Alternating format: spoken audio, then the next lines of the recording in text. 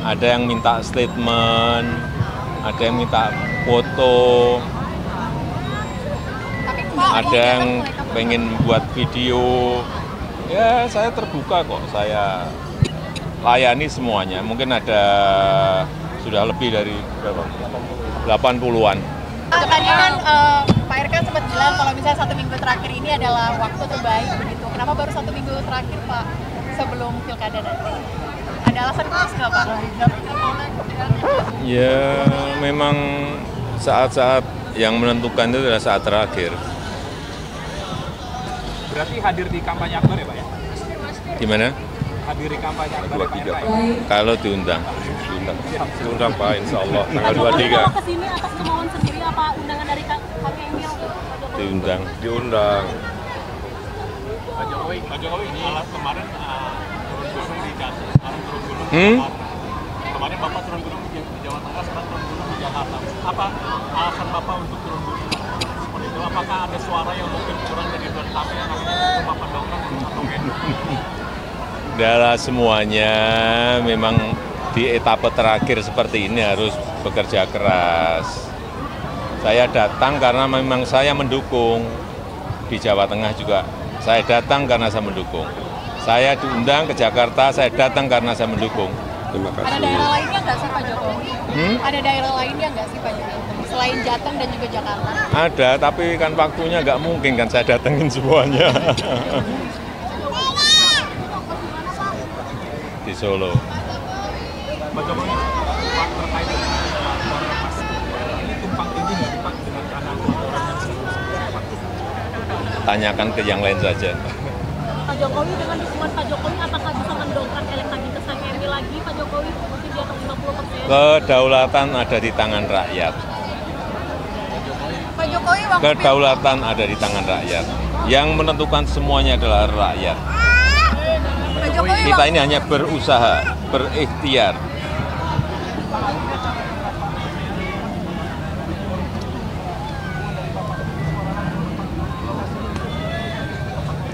Ya, mereka mengundang, tapi kan tidak semuanya bisa saya penuhin.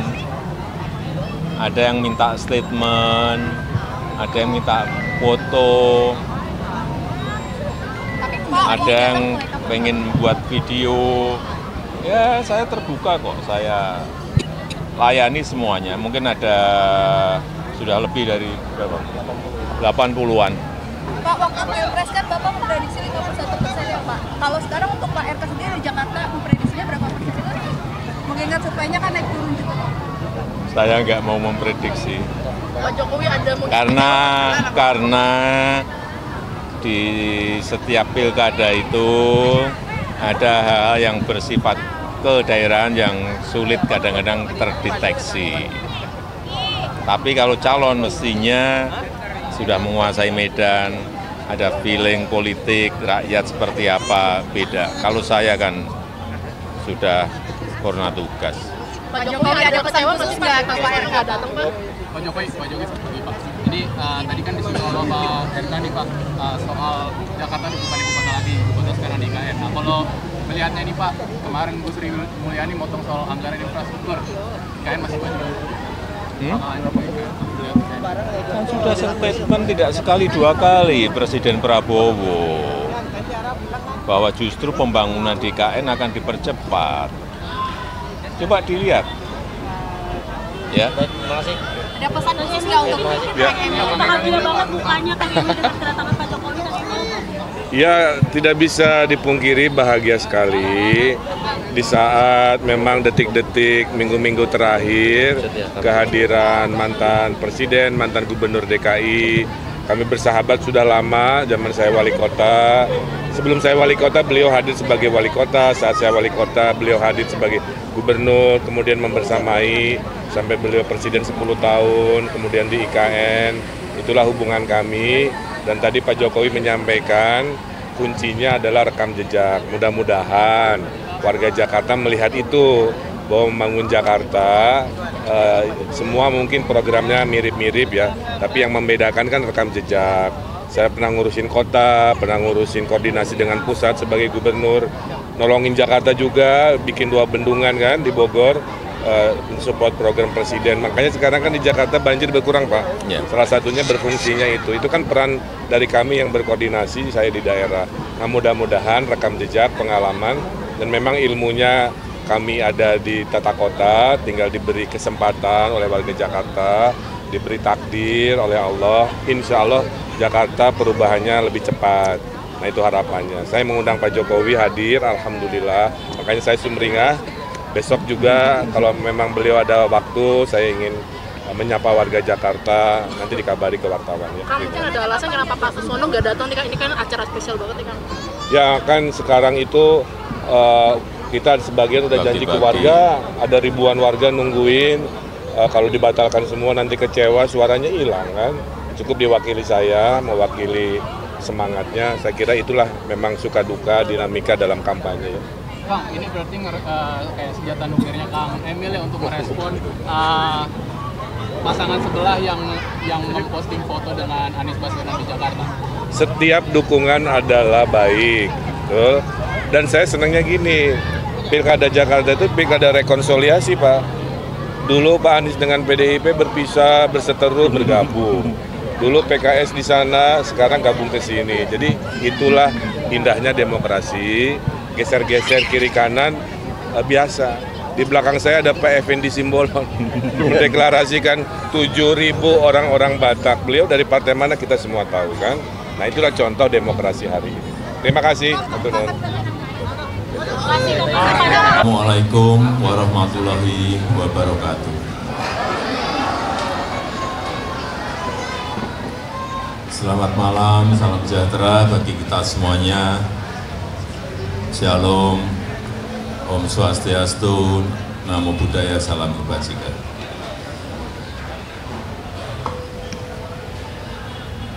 Bapak Ibu yang saya hormati, yang saya muliakan, saya mungkin ingin langsung saja pada urusan Jakarta. Masalah utama Jakarta dari dulu sampai sekarang mulai sedikit demi sedikit mulai terselesaikan. Yang berkaitan dengan macet, yang berkaitan dengan banjir, yang berkaitan dengan tata ruang, yang berkaitan dengan tambahan sekarang satu lagi, yang berkaitan dengan polusi. Macet, sudah dibangun MRT, LRT, kereta bandara, kereta cepat.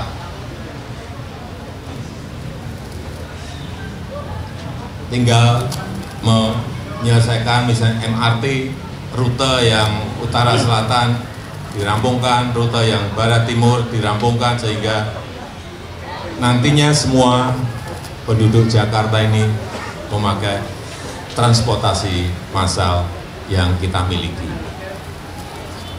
Dan yang kedua yang berkaitan dengan banjir.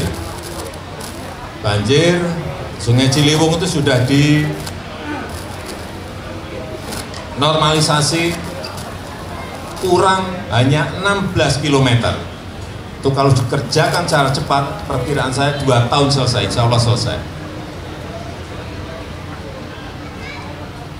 Kemudian tata ruang. Kita tahu yang berkaitan dengan tata ruang ini sangat rumit sekali, berkaitan dengan kawasan kumuh, berkaitan dengan ruang terbuka hijau, yang ini juga harus bisa diselesaikan. Dan yang paling sulit memang mungkin ke depan adalah urusan polusi, karena air quality index kita sudah di Jakarta ini sudah 190-an, padahal maksimum itu 0 sampai 50, artinya ini sudah melampaui ambang batas yang diperbolehkan. Terus dalam pilkada ini, dalam pilgub ini, apa yang harus kita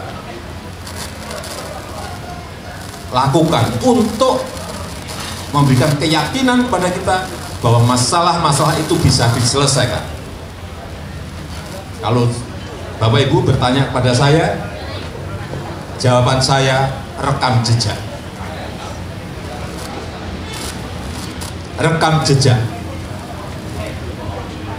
Kenapa saya Ridwan Kamil? Karena juga rekam jejak.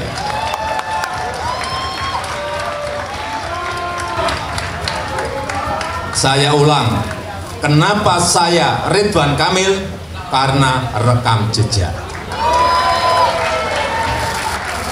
Bapak Ridwan Kamil yang pertama pernah menjadi wali kota.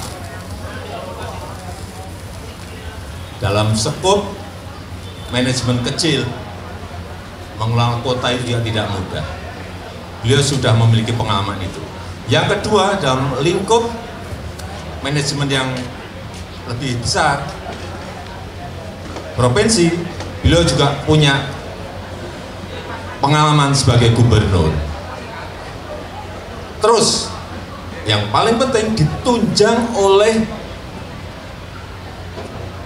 ilmu yang Pak Ridwan Kamil miliki. Beliau dari teknik arsitek ITB. Yang kedua, masternya di urban design di Berkeley. Karena kalau sudah urban design itu artinya di situ ada ilmu city planning, pasti ada. Ada Pak Ridwan? Pasti ada. Di situ ada urusan yang berkaitan dengan landscape kota, pasti ada. Dan yang lain-lainnya. Artinya, secara rekam jejak punya, secara ilmu punya, kurang apa lagi? Mau pilih yang mana lagi? Iya enggak? Iya enggak? Kalau saya itu aja, udah. Itu aja. Sekarang tinggal Bapak Ibu semuanya, saudara-saudara semuanya bergerak dalam waktu yang sangat sempit ini. Kalau gerakannya masih benar, semuanya betul-betul berusaha untuk kota Jakarta yang kita cintai ini,